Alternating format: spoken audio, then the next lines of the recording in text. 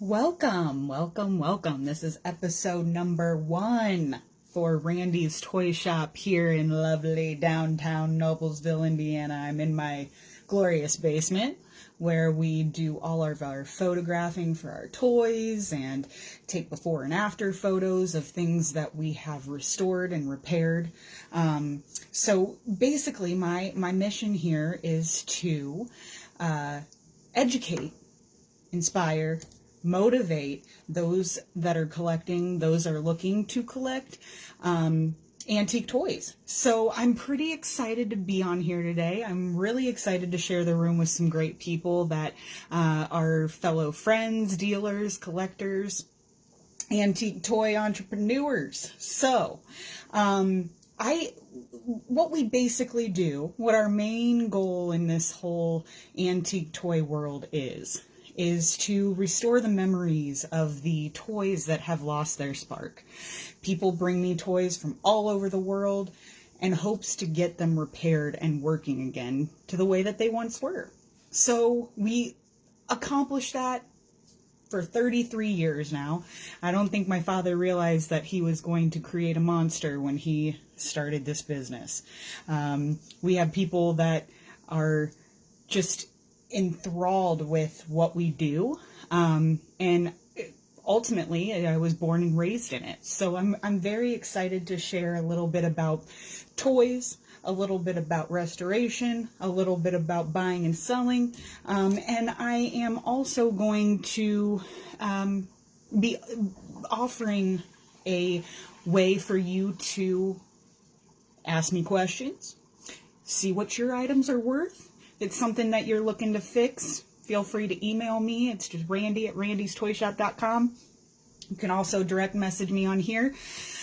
So let's go ahead and get started. So what my main thing is I'm going to try to come on here once a week. If things start blowing up, you guys start really talking and liking this, I'll start coming on more and more.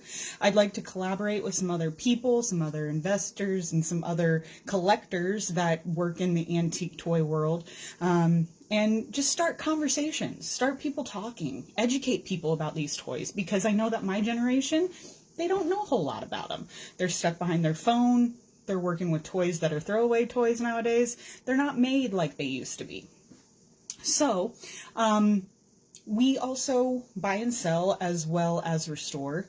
And so I would like to come on here, like I said, once a week, Fridays at 1 p.m., 2 p.m., whatever works best for you. It's always going to be posted, so you guys will always have a chance to ask questions and really give me some ideas, give me some feedback. Let me know what your favorite toy is. Let me know what you played with as a child. See if I can find it for you. You know, add it to your collection, add it to your story. So, my favorite toy, my favorite manufacturer, you're going to hear me say that a lot because I actually have many. I can't pick just one. I will never pick just one. But my main American toy maker that I really love, that has made over 240 toys in this collection, went into business with his brother David back in the early 1900s. In 1919 is actually when he started Marx and Company. Marx actually used to work for Strauss, Ferdinand Strauss, and then took over some of his business ideas and made his own. So I'm going to bring a toy to stage here that is not only one of my favorite manufacturers of toys, but also one of my favorite characters of toys, by King Syndicate. Mr. Popeye and Olive Oil here. They are tin wind-up lithograph toys. That's what mainly a lot of Mark's toys were. And also the beautiful box. I'm not sure if you can see it real well, but here is the box that is very hard to find with these toys. This was made in 1930, believe it or not, and it has withstood the test of time. So as you can see, this is an all original toy. The box has had a little bit of help. Obviously it's cardboard, so it doesn't withstand a lot of anything other than this. So mainly what you do here, wind her on up, show you working. This is one of the toys that we have for sale. It has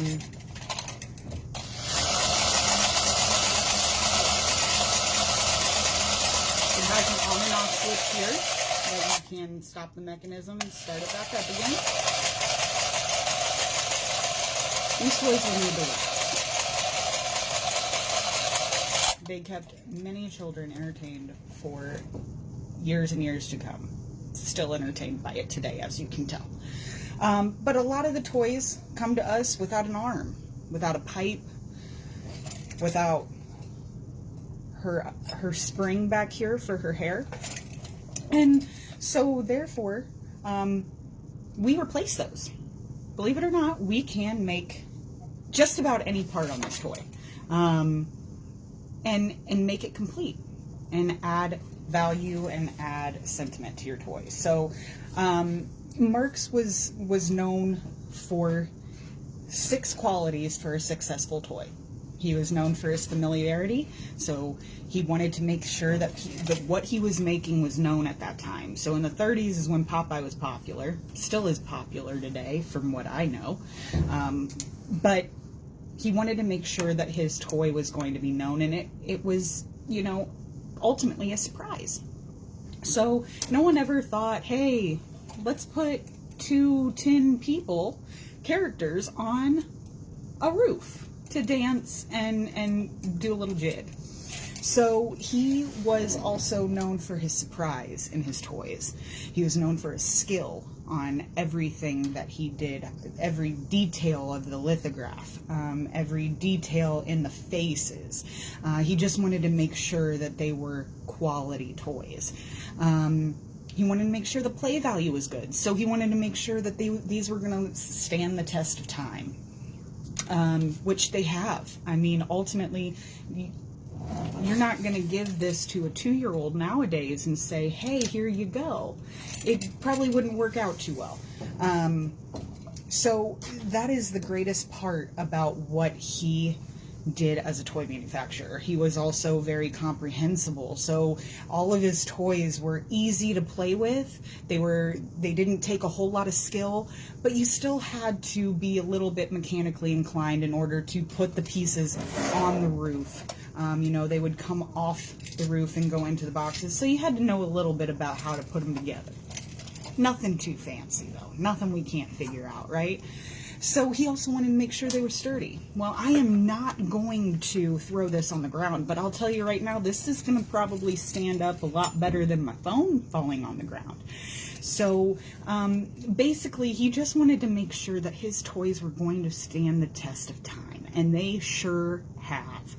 So him and his brother were known. They were known throughout the entire country, throughout the entire world. I would tell you that 1 in 5 toys that kids were playing with at that time in the 30s, they were Marx. They were Marx. And they would get them from all over. I mean, and believe it or not, this toy was, back in the day, was probably, let's see if we even have a price on here. Some of these boxes are fantastic because they still have the original prices on them. 93 cents, I've seen things. Hopalong Cassidy stuff. You know, some of the whoopee cars. 93 cents. I mean, and that was a lot of money back in the 30s, you know, going through the Depression and everything like that. They withstood that. They went through the Depression and actually strove more than they did suffer, which is fascinating to me. And another thing that is fascinating to me is these tin toys. I don't know if you can see it on these. This one does not have it, but a lot of these tin toys were made from recycled metal, from helmets that were used in the war.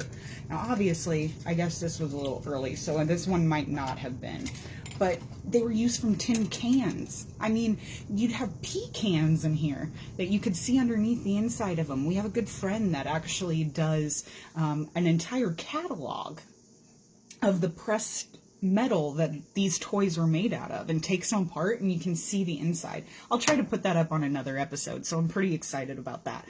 I think that is the coolest part, is how they made their toys. They were the ultimate recyclers. I mean, and that's ultimately what we need to be today with our toys. I mean, we come across so much plastic that just is, you know, throwaway. You can't really repair it. So recycling, restoring history is really what I'm all about. Making sure that we can preserve this stuff. I mean, a lot of these things are being forgotten, and I don't want it to be. I want it to be known that these are things that are, if they would have put these in my history book, I probably would have learned a lot more. So, hi Sammy, hi Julie, hi Richard. Thanks for joining. I hope you guys like this. I hope I'm not boring y'all to death. Let me know your feedback. Let me know what you're wanting me to talk about on here. I'm more than happy. Every week I'm going to be using another toy and kind of featuring it and doing a little bit of education on it. But going back to Mark's, some of the tooling methods that he used back in the day are still being used to manufacture toys today. Some of the toys that he made, Rock'em Sock'em robots, still being made by Mattel. I mean, obviously they're not what they used to be. They're not made out of metal, but they're still being produced and based off of those toys. So you can see how his influence has gone years beyond him. So such a cool, fascinating manufacturer. I'm blown away every day. I see something new every day. I mean, I go into the day just not knowing anything, and I see so much. I'm learning more in this profession than I did in my 12 years in the medical field. This fascinates me. You can call it that it's in my blood. I wasn't always into this. I'll be honest with you. I wasn't always into antique toys. I thought it was cool what my dad did. It was fun to bring him to show and tell instead of my my friends that their parents were. I'm not dogging on anybody, but you know what I'm saying? It was cool to bring him in because nobody else did. Nobody else did what my dad did. Nobody else is trying to do what my dad is doing. So it's really important for me to keep it going and for us to keep it going. My brother and I are really trying hard to make this work. And I can tell you, it's working. A lot of people are wanting their toys fixed. There's always going to be someone that wants their memories restored. And that's what we're here for. Like I said, we've been in business for 33 years. We started at a little farm. My dad started out of a chicken coop in '87. My mom was pregnant with me, and my dad said, I'm going to start my own business. She said, you better make it work. And he sure did. Both my parents have always been very hard workers. And my dad's always been mechanically inclined. So it was just in him to start something like this. And I don't think he realized what kind of legacy he was going to be starting and leaving and potentially going even forward. So I'm really excited about sharing the next. I plan on doing this every Friday. Like I said, I would love to do this every Friday. I would love to jump in a room with you guys with questions, answers, try to help you guys as much as possible when it comes to your toys. Try to figure out if you want to start collecting, what to collect. I don't have a crystal ball, so I don't really know what's going to gain value. If I did, I wouldn't be sitting here right now. I'll tell you that right now. But what I would recommend you start collecting based on your interests, not just something that's the new thing that's coming around that I think you're going to take interest in. It's something that you have to actually want to enjoy and that you're going to enjoy, and something that is going to bring you joy ultimately. So, feel free to ask me questions. Sammy, thank you for turning on the notifications. I'm hoping to grow this huge. Like, I want to expand. And with COVID going on, I can't go around to people's houses, knocking on people's doors, telling them the history of this stuff. They won't have it. They just won't. So this is this is the beautiful world of technology that we are blessed with. Blessing and a curse, but ultimately blessed with. So I'm thankful that I have this. So if you guys have any questions, please let me know. If you guys have any topics that you guys want me to talk about, any toys that you're interested in that you want me to showcase and give a little bit of history on. I'm going to close out with this toy today and tell you the whopping value of this. Once, maybe it was $1.25. I'll give it a little bit. $1.25. Let's say it was $1.25. Now in this original box, it can be yours for for the lovely price of just $1,300. Yes, $1,300. Can you imagine? You pass this down to your daughter, your son. They don't know what it is. They throw it in the trash. Guess who's coming after that? Me. I don't want a dumpster dive. That's why I need to spread the knowledge. That's why I need to expand the thought on this minimalistic life that everyone's wanting to live. Sometimes it's good to have stuff, you know? It's good investment. It's a good way to preserve history, keep it going. With everything that's going on, we need to save it. And so I'm here for you guys. I'm really looking forward to meeting everyone and hopefully meeting everyone in person. Sammy, I know I've met you. Julie, thank you for joining me. This is amazing. I'd love for this to be a 30-minute segment, kind of like 15 minutes in the beginning of me showcasing a toy, talking a little bit about the week, what's going on, and then using the last 15 minutes to maybe talk about some different topics that you want to talk about. It doesn't necessarily need to be toys. It can be repairing. It could be about Noblesville. It could be about the weather. I mean, just as long as we're connecting and we're able to really spread the word about what we're into. You know, if you're into collecting motorcycles, I'd love to hear about that too. You're into collecting, Beanie Babies. There's not much value there. I'll tell you that right now. Don't listen to what they tell you on the radio. There's not much value in there. Go ahead and give those to your dogs for a little play toy. Outside preferably, because they'll probably rip them to shreds, but they're not worth very much, and I can't say that they will be. I hope so, because I have a lot of them, and they're just sitting in a closet right now. Same with my Reproduction Barbies.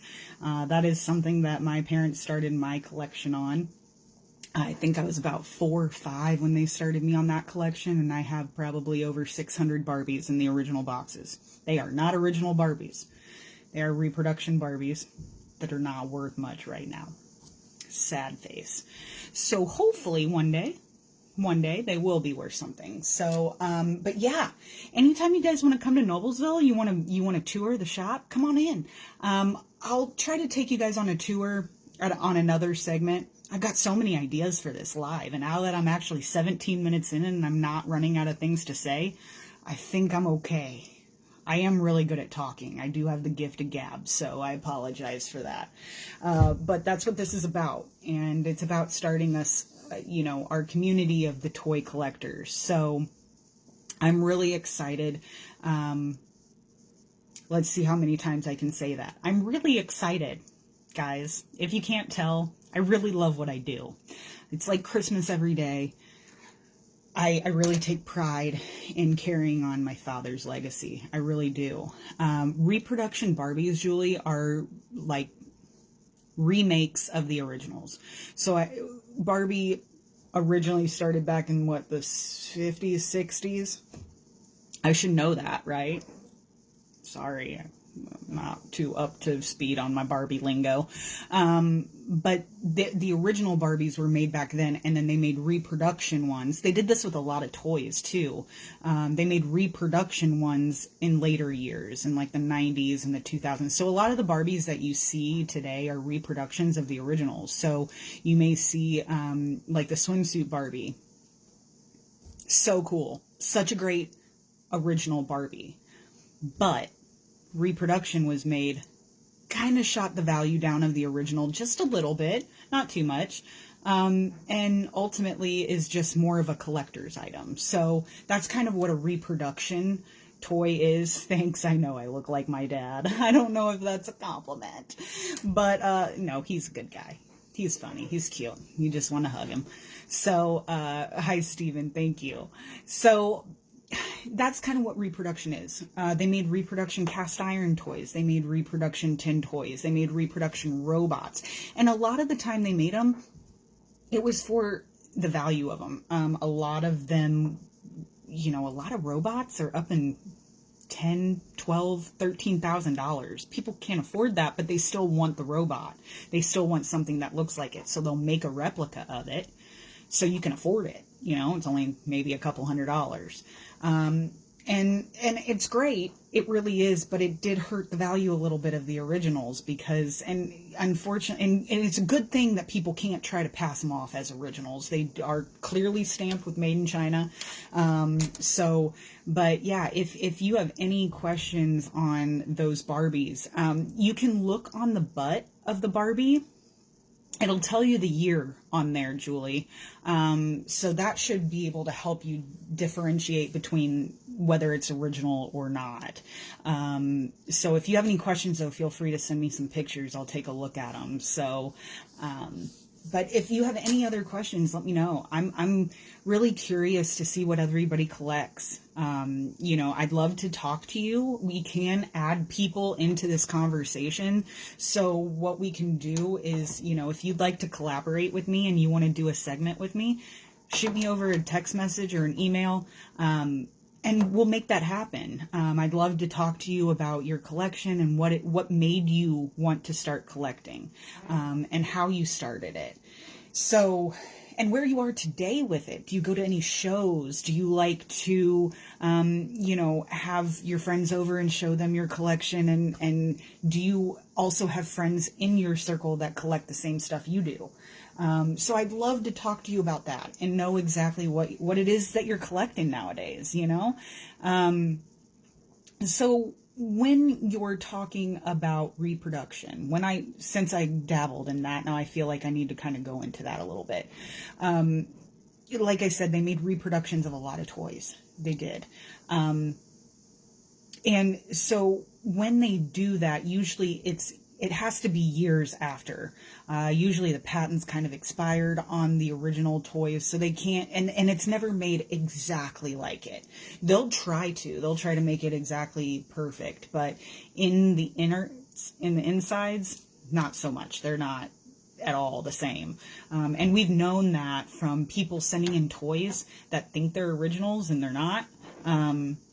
And we ultimately try to fix it because that's what they want. And they're not the same kind of parts. They may have plastic gears versus die cast or metal gears. So, seems to be very few in West Kentucky collect vintage toys. Really? That's surprising to me. I would think that more people would, because I feel like there are some antique malls down there, aren't there, Sammy? Seems like there should be a lot more collectors than there.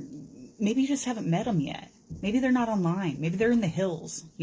I do have a lot of customers that do not believe in the internet and will not believe in the internet. More power to them. I don't blame them. Stay off the grid as long as you can.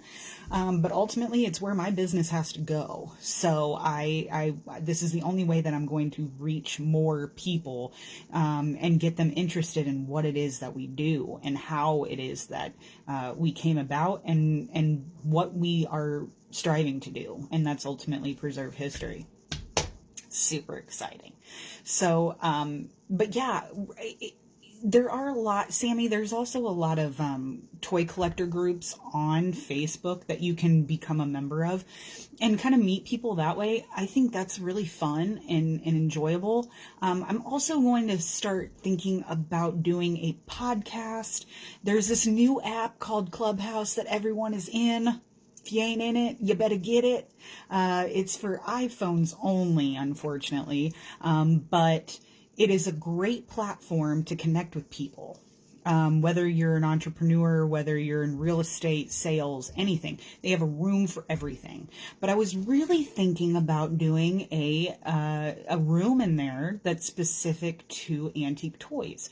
Now, granted, I'm going to be doing this as well. I'm also ultimately going to be expanding, and I'd love to open a YouTube channel, get my Instagram up and going. I've been reaching out to a lot of people, finding a lot of people that are into this, that are still into it. So it's very hopeful for the future.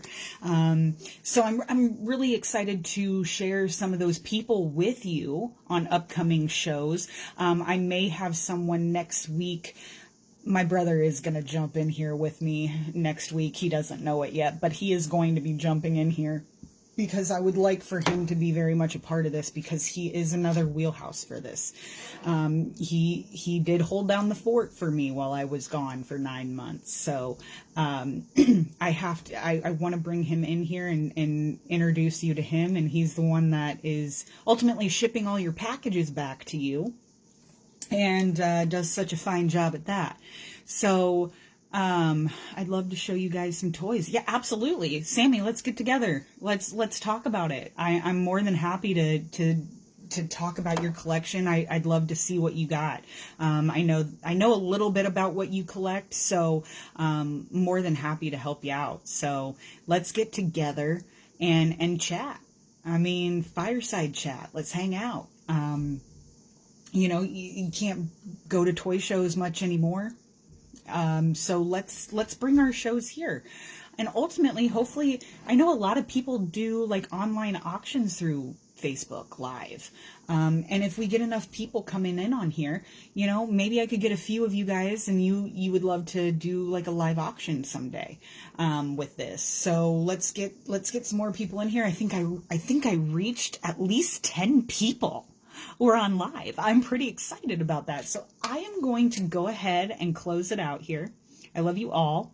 Keep collecting. Keep it alive.